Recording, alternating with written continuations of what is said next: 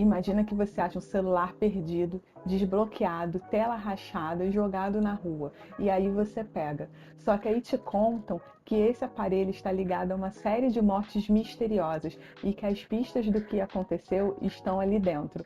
Você mexeria?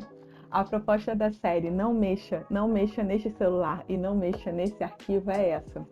O livro coloca esse celular na sua mão e a partir daí, meu amigo, você não é mais só um leitor, você é um personagem. Oi, pessoal! Hoje a gente vai falar sobre dois livros que vieram do Japão e venderam mais de 140 mil cópias. Não mexa neste arquivo e não mexa nesse celular. Eles chegaram aqui no Brasil pela editora Intrínseca. O autor, ele prepara o coração porque é uma das experiências de leitura mais diferentes que eu já tive. Antes de adentrar, né, na história, um detalhe muito importante que eu acho genial. O Mikito, que é o autor, ele é médico, né? E aí ele mora em Tóquio e virou um dos autores best-seller mais populares do Japão, com prêmios, adaptações para cinema e TV. Essa série é a estreia, né, dele aqui no Brasil e são dois livros que se leem juntos, né, nessa ordem. Primeiro, Não Mexa Nesse Celular, que é esse pequenininho aqui, e depois Não Mexa Nesse Arquivo. Um é exatamente o celular e o outro é a pasta de arquivos e eles se conectam. O primeiro livro ele tem o formato exato de um smartphone. Você abre e está literalmente dentro de um telefone de um cara, né, chamado Kazuma, um universitário que só quer arranjar um bom emprego para poder morar com a namorada. Coisa simples, né? Sonho de gente normal. Só que ele começa a investigar uma lenda urbana e começa a ganhar dinheiro extra. E aí tudo começa a dar errado. O livro ele intercala texto com captura de tela, mensagens, prints, conversas. Você navega pela história como quem cutuca o celular, sabe, de outra pessoa. E eu vou te falar, teve uma página que eu fiquei realmente com medo do que eu ia encontrar do outro lado. Literalmente medo de virar a página. E isso é raro, eu vou mostrar para vocês. Olha isso. Juro, eu fiquei com medo. Vou mostrar até mais de perto, olha isso.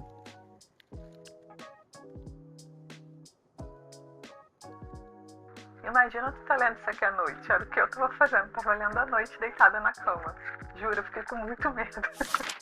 E aí vem o segundo livro, Não Mexa Nesse Arquivo. E ele muda completamente a estratégia, mas de um jeito brilhante. Agora você não está mais no celular, você está lendo a pasta de investigação. Transcrições, entrevistas, registros de uma avaliação psiquiátrica. O sujeito no centro dessa pasta é o autor de um assassinato em massa que chocou o Japão. Um homem convencido de que estava sendo observado o tempo todo por um monstro paranoico, perturbado e disposto a coisas drásticas, sabe, por causa disso. E o mais impressionante, enquanto você lê, você não para de procurar explicação racional.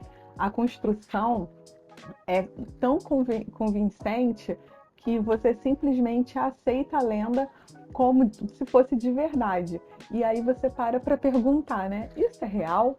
E depois você fala, como é que eu escapo disso? Porque você entra na história e parece que você tá lá mesmo. É absurdo, esse livro é muito bom, vale muito a pena.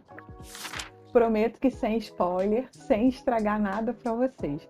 Mas os dois livros são amarrados por uma lenda japonesa de uma entidade com muitos olhos, capaz de amaldiçoar quem invade o território dela.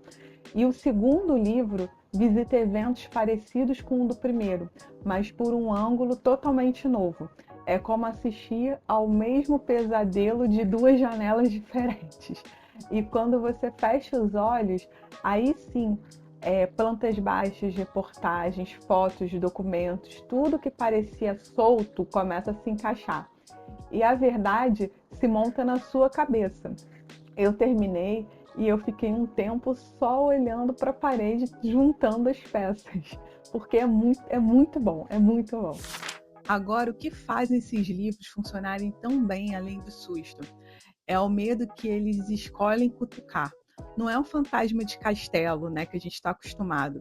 É o medo de estar sendo vigiado numa época de redes sociais, rastreamento de dados, de celular, de internet o dia inteiro.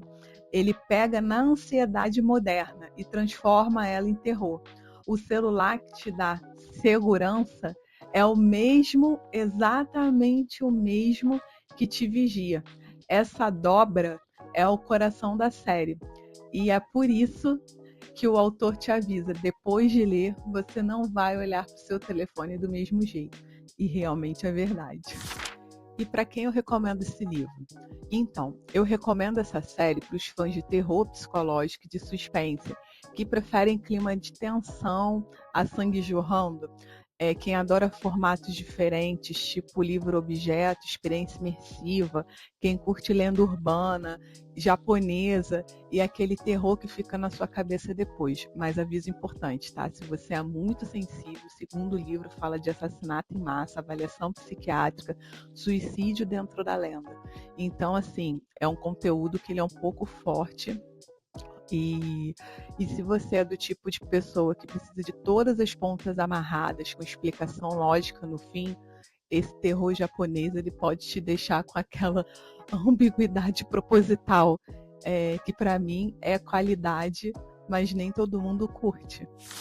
O projeto gráfico, né, da Intrínseca, ele é impecável e é metade da experiência desses dois livros, sem dúvida. É dos livros mais bonitos e bem pensados que se passaram pela minha estante esse ano. Foi uma das leituras mais marcantes que eu tive, e olha que não é o tipo de leitura que eu costumo fazer, mas eu fiquei apaixonada por esses dois aqui e me deixou doida, né, para ler mais do autor, do Mikiso. Eu adorei. Então fica a pergunta, se você achasse esse celular perdido na rua, você mexeria?